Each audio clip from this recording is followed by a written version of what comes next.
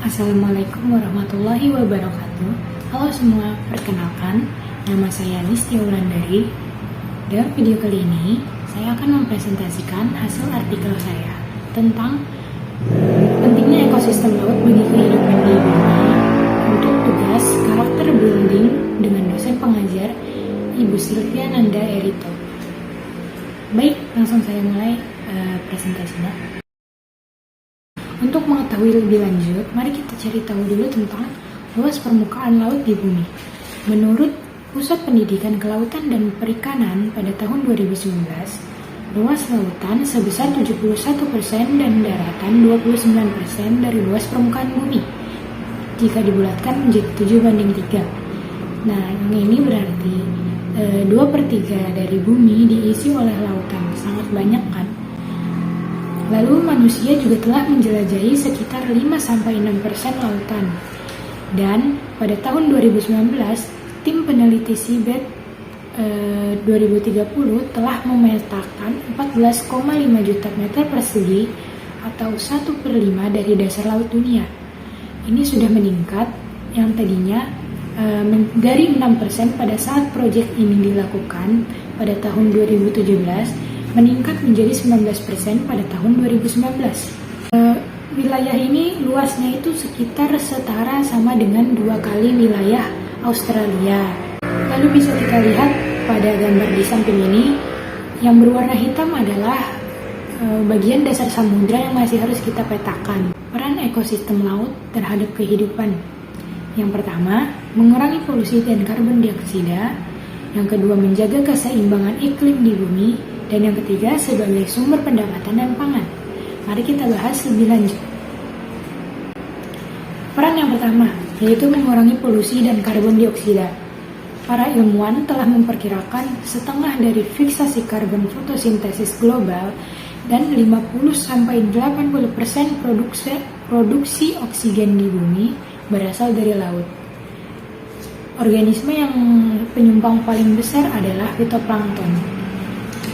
Fitoplankton ini adalah salah satu organisme penyumbang oksigen lewat fotosintesis.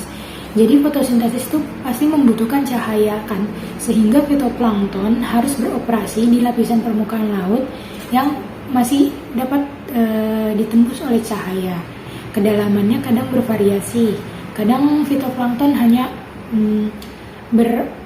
terbatas di permukaan dasar laut atau di permukaan laut, atau kadang dia menyelam sedalam 100 meter. Dan yang di samping ini adalah foto komunitas fitoplankton campuran. Jadi bentuk-bentuknya seperti ini fitoplankton. Selain fitoplankton, biota-biota laut lain dan bakteri juga sangat berperan banyak untuk menyerap karbon dioksida dan mengurangi polusi. Lalu bisa kita lihat gambar ini, ada 2 gambar. Yang pertama adalah tampilan satelit NASA tentang mekarnya fitoplankton di Laut Baltik, dan yang di bawah adalah foto dari mekarnya fitoplankton di daerah Samudra Selatan. Jadi fitoplankton adalah, walaupun dia organisme kecil atau hewan-hewan kecil yang tidak bisa dilihat oleh mata telanjang, tapi kalau jika dia berkumpul sebanyak-banyaknya akan menjadi seperti ini, terbentuk pusaran-pusaran. Peran yang kedua adalah menjaga keseimbangan iklim di bumi. Menurut NOAA atau Administrasi Kelautan dan Atmosfer Nasional Amerika Serikat, selama 50 tahun terakhir, pemanasan yang terjadi di bumi lebih dari 90% berada di lautan. Dan pemanasan ini sering terjadi di daerah garis khatulistiwa. Kenapa di daerah garis khatulistiwa? Karena arus laut itu menyebabkan panas ke seluruh dunia hingga menuju kutub.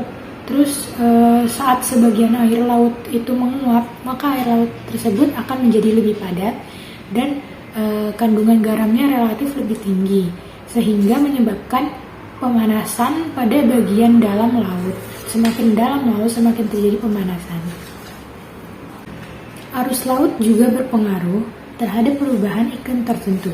Salah satu contohnya adalah Gulf Stream atau arus teluk. Gulf Stream adalah arus hangat dan cepat yang berasal dari Teluk Meksiko lalu melintasi Atlantik, kemudian menuju Eropa. Dan jika teluk ini terganggu, bagian barat Eropa termasuk Inggris, Irlandia, dan Prancis akan mengalami suhu udara yang lebih dingin.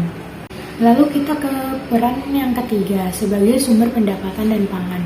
Banyak masyarakat dunia yang memiliki profesi sebagai nelayan atau pekerjaan yang berhubungan dengan laut. Sehingga kita pasti sering mengkonsumsi ikan dan makanan laut menjadi makanan sehari-hari atau mungkin sebagai saat hari-hari penting saja, tapi pasti kita mengkonsumsi makanan laut.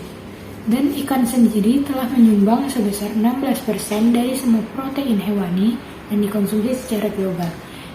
Lalu ada tentang perikanan di Indonesia.